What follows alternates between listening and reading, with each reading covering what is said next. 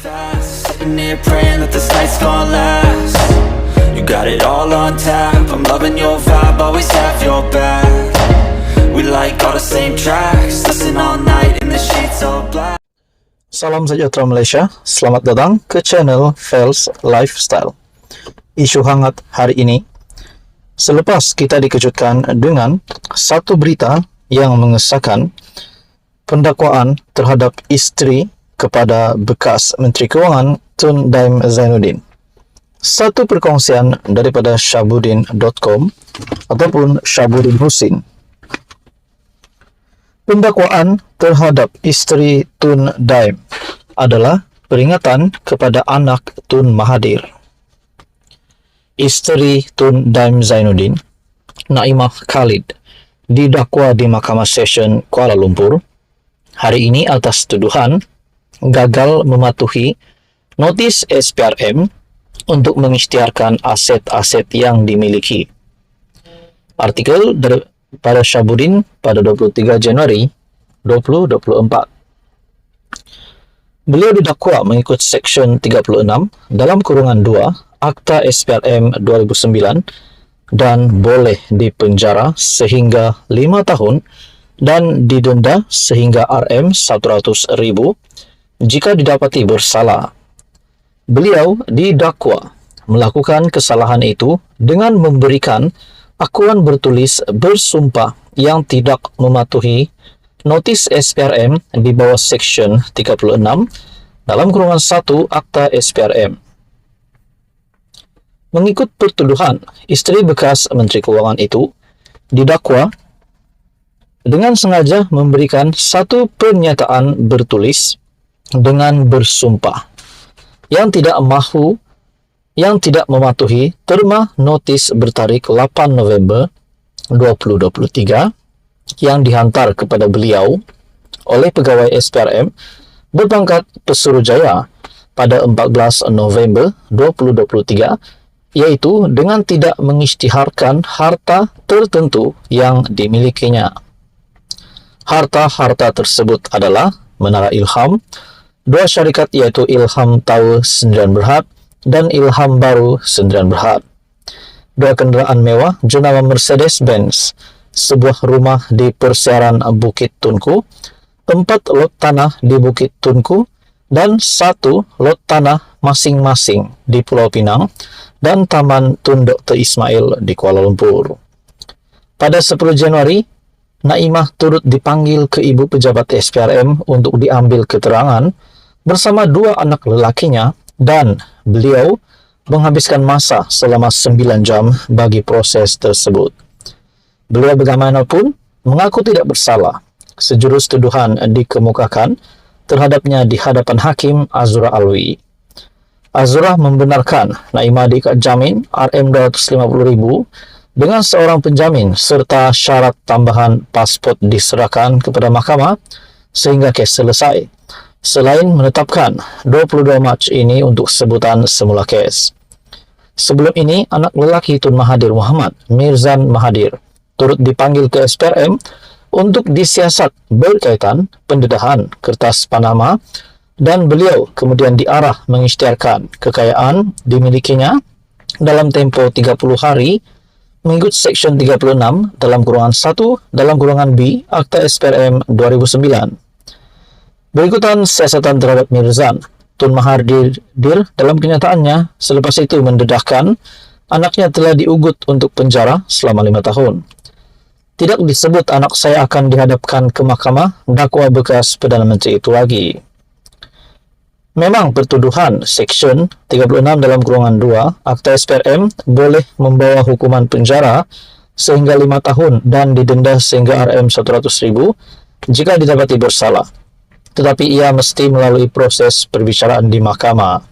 Dalam hal ini, tuduhan Tun Mahathir barangkali tidak berapa tepat.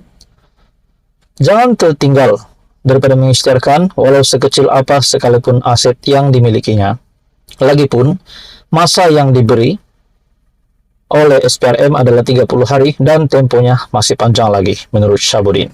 Apa komen Anda, tuan-tuan dan puan? Sekian saja, teruskan bersama di dalam channel ini untuk info yang seterusnya.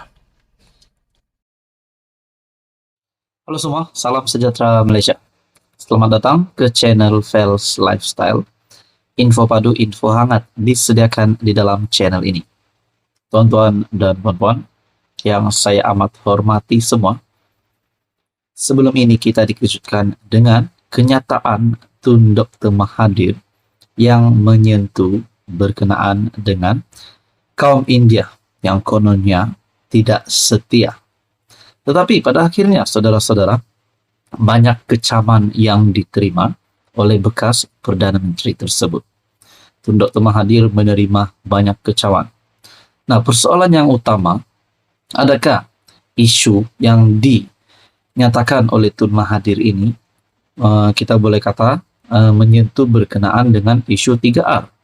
Nah, saudara-saudara, banyak juga yang bertanya, adakah Tun Dr. Mahathir boleh dikenakan tindakan oleh pihak berkuasa selepas membuat kenyataan tersebut. Nah, di samping kecaman-kecaman itu, akhirnya polis telah bertindak. Dikongsikan dalam satu artikel daripada Malaysia Kini, tuduh kaum India tidak setia. Polis akan rakam kenyataan Mahathir. Umum juga mengetahui Tun Dr. Mahathir bukanlah ahli parlimen. Telah kalah teruk pada PRU15. Tetapi kita boleh kata beliau dalam keadaan politik beliau amat kritikal. Beliau bukanlah ahli parlimen, dan sebagai saya saudara-saudara, selepas beliau dilantik sebagai penasihat SG4, ada juga kepimpinan PN yang tidak setuju dengan kenyataan Tun Mahathir tersebut, yaitu daripada kepimpinan gerakan Presiden Parti Gerakan sendiri mengecam sekeras-kerasnya kenyataan Tun Dr. Mahathir. Polis akan merakam kenyataan Dr. Mahathir berhubung kenyataan yang dibuat oleh bekas Perdana Menteri itu mengenai masyarakat India dan Cina dalam temu bual baru-baru ini. Seorang pembantu Mahathir memberitahu Malaysia Kini, kenyataan itu dijadwalkan direkam pada jam 3 petang di Yayasan Kepimpinan Perdana di Putrajaya. Artikel ini pada 23 Januari.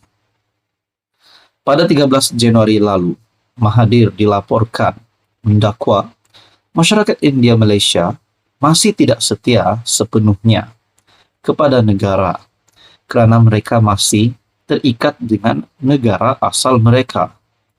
Bercakap dalam temu bual eksklusif secara dalam talian dengan saluran TV satelit India Tanti TV, Mahathir berkata, seseorang itu harus dikenali sebagai orang Melayu untuk berhak untuk menganggap Malaysia sebagai negara sendiri. Orang India Malaysia tidak bercakap bahasa Melayu sebagai bahasa asal mereka. Mereka bercakap Tamil. Katanya ketika host bertanya jika seseorang itu tidak boleh kekal setia kepada negara, didiami sambil committed kepada asal-usul mereka. Mahathir kemudian berkata bahwa masalah dia ialah apabila pendatang merujuk kepada kaum India dan Cina menganggap Malaysia sebagai negara sendiri, tapi pada masa sama terus mengamalkan budaya dan adat mereka sendiri. Apabila host program bertanya sama ada Mahathir menjangkakan orang bukan Melayu berasimilasi sepenuhnya menjadi orang Melayu atau tidak, Mahathir menjawab dengan tegas, ya, mereka sepatutnya begitu. Host kemudian bertanya jika Mahathir mengharapkan semua kaum di Malaysia dikenali sebagai Melayu dan bukannya rakyat Malaysia. Sepatutnya begitu, kata ahli politik yang pernah menjadi Perdana Menteri sebanyak 2 kali itu. Susulan kenyataan itu, beberapa pihak membuat laporan polis ke atasnya. Nah, saudara-saudara, adakah ini akan memberikan kesan yang buruk kepada kepimpinan Mahathir sebagai ahli politik dan juga sebagai penasihat SG4 bagi 4 negeri takbiran PN PAS? Teman-teman, apa komen Anda? Sekian saja, teruskan bersama di dalam channel ini. Untuk info yang seterusnya, mohon bantu jangan lupa tekan butang like, share, dan juga subscribe.